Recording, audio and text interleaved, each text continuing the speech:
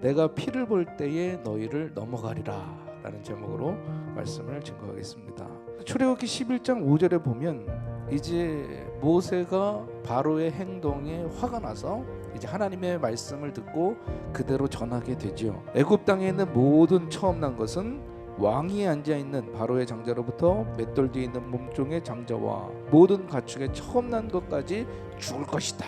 심판의 말씀을 하고 나오게 됩니다. 이 재앙의 날에 이스라엘 민족이 피할 방도에 대해서 하나님께서 말씀하시죠. 흠없고 1년 된 어린 양을 잡아서 좌우 문설주에 발라라, 문인방에 발라라. 그러면 이 무서운 재앙을 피할 수 있다라고 이스라엘 백성들에게 이야기해 주십니다. 그리고 이스라엘 백성들은 그 말씀에 그대로 순종을 하죠. 마침내 하나님이 정하신 이제 심판의 날이 다가오게 됐어요. 그날에 죽임을 당한 집이 하나도 없는 심판의 날이 임하게 됐어요. 온 나라의 장자가 다 죽어버린 거죠. 오직 어린 양의 피를 좌우 문설주와 임방에 바른 그 이스라엘 민족들만이 이 무서운 재앙을 피할 수가 있게 되었습니다. 6월절의 모습을 통해서 우리가 알 수 있는 것 과연 무엇일까? 그 첫 번째는 죄에는 반드시 심판이 따른다라는 거죠.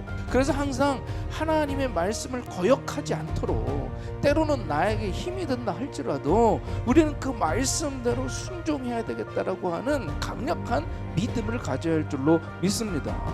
안타까운 것은 오늘날 교회 안에서 이 인간의 죄를 꾸짖는 소리가 점점점 줄어들고 있다는 거예요. 어떻게 하면 사람들의 마음을 편안하게 할까? 어떻게 하면 사람들의 마음을 거치지 않게 할까?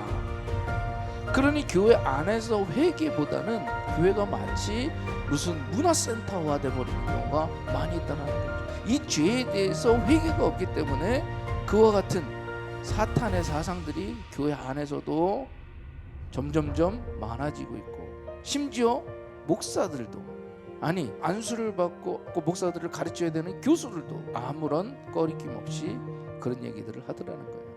죄에 대해서 바르게 지적하고 그 죄 앞에서 죄를 놓고 하나님 앞에서 온전히 회개해서 거룩하고 하나님 앞에 칭찬 듣는, 하나님이 기뻐하시는 교회와 성도들이 되기를 간절히 소망합니다.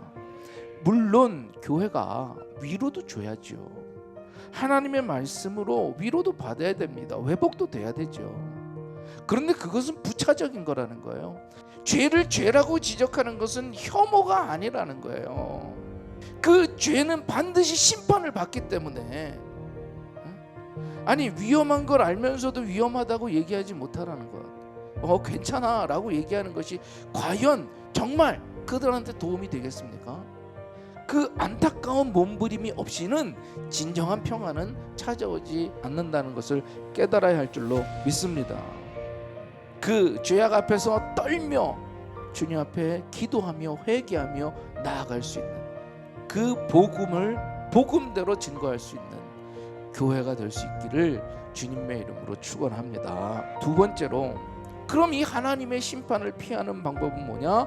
오직 어린 양의 피밖에 없다라는 거예요. 어린 양의 피가 뭐예요? 즉 예수 그리스도의 보혈을 의미하고 있는 거죠.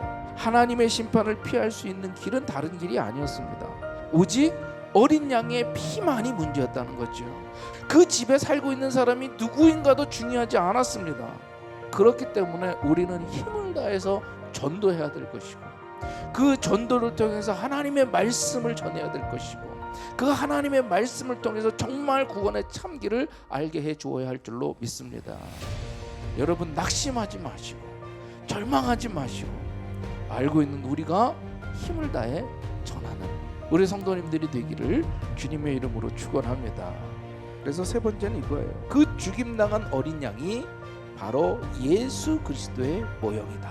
구원의 길은 오직 예수 그리스도밖에 없음을 믿으시기를 바랍니다. 인간의 행위가 아니라는 거예요. 선행이 아니라는 거죠. 네 번째로, 그럼 왜 멸망하느냐? 다른 게 아니에요. 믿지 않기 때문에 멸망하는 거죠. 믿지 않기 때문에. 바로와 애굽 사람들은 아무도 그 사실을 믿지 않았습니다. 며칠간은 문제가 없었겠죠. 처음 난 것들이 죽은 다음에 하나님의 심판이 임했다는 것을 깨닫게 되었어요. 오늘도 많은 교회에서 또는 많은 목사님들이 회개하라고, 주님께 돌아오라고 끊임없이 말하고 있습니다. 여러분, 진짜로 믿으시기를 바랍니다. 그리고 마지막 5번째로, 어린 양의 피에 대해서 아는 것만으로는 안 된다는 거예요. 어린 양의 피를 발라야 한다. 여러분이 진짜로 믿었으면 그 믿음대로 행함이 있어야 된다는 거죠. 여러분 머리로만 이해하는 것, 그저 생각만 하는 것, 그 믿음 아니더라는 거죠. 오직 그 믿음으로 행해야 할 줄로 믿습니다. 다시 말해서 오직 그리스도의 보혈의 공로를 의지하며 살아가시기를 축원합니다. 우리도 이와 같은 하나님의 은혜와 사랑 안에서 정말 보혈을 의지해서, 보혈만을 의지해서 믿음으로 살아가는, 그래서 하나님의 은혜와 축복 가운데 거하시는 성도님들이 되시기를 주님의 이름으로 축원합니다.